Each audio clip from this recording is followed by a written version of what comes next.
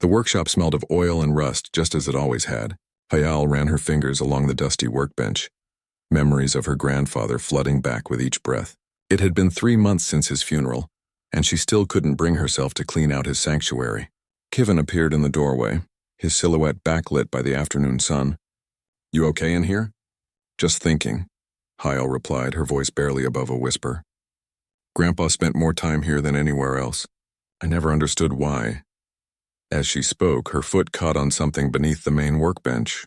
She knelt down, squinting into the darkness. There, hidden behind decades of accumulated junk, sat a crate unlike anything she'd ever seen. Its surface shimmered with an iridescent quality that seemed to shift between colors that shouldn't exist. "Kivan, look at this." He crouched beside her, his eyes widening. The crate was roughly 3 feet on each side, covered in symbols that hurt to look at directly. But what caught their attention was the soft, rhythmic humming emanating from within, accompanied by a faint bioluminescent glow seeping through hairline cracks in its surface. "Is it breathing?" Kivin whispered.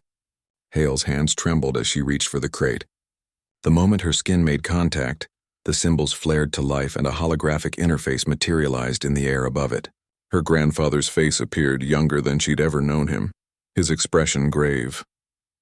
"Hayal, if you're seeing this, I'm gone. I'm sorry I couldn't tell you while I was alive, but some secrets are too dangerous to share." The hologram flickered. "In 1987, I was part of a salvage crew that found a derelict alien vessel in the asteroid belt. Everyone else wanted to strip it for technology, for weapons. But I found this." The recording showed her grandfather opening the crate for the first time. Inside, suspended in a gel-like substance, was a creature no larger than a house cat. It was vaguely reptilian, with scales that reflected starlight in impossible ways and eyes that held unmistakable intelligence. "Her name is Zephyra. She's the last of her kind." The ship was a refugee vessel, destroyed by those who hunted her species to extinction. They wanted her people dead because of what they could do. They could sense the emotional resonance of entire civilizations, predict wars before they started, broker peace before first blood was spilled. Powerful people didn't want peace. They wanted profit. Kivin gripped Hayal's shoulder as they watched. The hologram continued. "I've kept her alive all these years, hidden from governments and corporations who would dissect her, from military forces who would weaponize her gifts. The crate is a life support system, but it's failing. I tried to repair it, but the technology is beyond anything we have." His grandfather's voice cracked. "I'm sorry to leave you with this burden, but I trust you, Hayal. I've always trusted you to do the right thing." The hologram dissipated, leaving them in stunned silence. The humming from the crate grew weaker, more erratic. "She's dying," Hayal said, her voice steady despite the chaos in her mind. "We have to do something." "Do what?" "We're not engineers. We don't even know where to start with alien technology." But Hayal was already examining the crate more closely. Her grandfather had left notes, dozens of them, tucked into every corner of the workshop.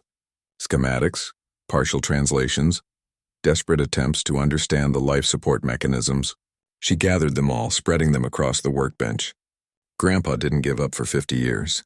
Neither will I. They worked through the night. Kivin proved invaluable, his methodical mind piecing together the puzzle of alien engineering while Hayal cross-referenced her grandfather's notes. The crate's power source was crystalline, something that resonated with specific electromagnetic frequencies. It was fading, its harmonic signature growing discordant. "Wait!" Kivin said suddenly, holding up one of the schematics. "This frequency pattern, it's similar to quartz resonance but more complex. What if we could amplify it?" Hale's eyes lit up. The old radio equipment. Grandpa had a collection of crystal oscillators. They cannibalized 3 vintage radios, carefully extracting and reconfiguring the crystal components. It was a desperate gambit, human technology trying to mimic something far more advanced. But as they worked, Hayal felt a strange certainty growing within her. This was why her grandfather had spent so much time here. Not just maintaining Zephyra's prison, but trying to set her free. As dawn broke, they activated their makeshift solution. The crystals hummed to life, their frequencies intertwining with the crate's dying song. For a moment, nothing happened. Then slowly, the bioluminescent glow inside intensified. The crate's surface began to dissolve, not breaking but simply fading away like morning mist. And there, suspended in the air where the gel had been, was Zephyra. She was beautiful and terrible and utterly alien, Her scales shimmered with colors that Hayal's brain struggled to process, and her eyes, ancient beyond measure, fixed on them with profound intelligence. A voice filled their minds, not words but pure meaning, gratitude, recognition, hope. "You're free," Hayal whispered, tears streaming down her face. "You're finally free."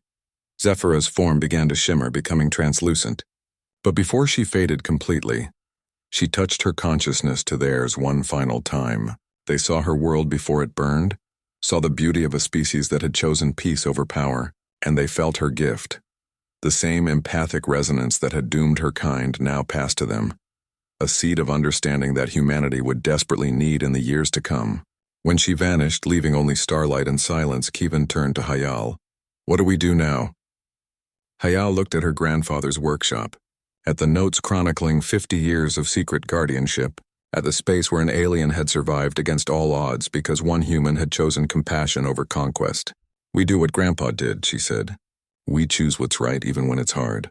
Especially when it's hard." Outside, the sun rose on a world that didn't know how close it had come to losing something irreplaceable.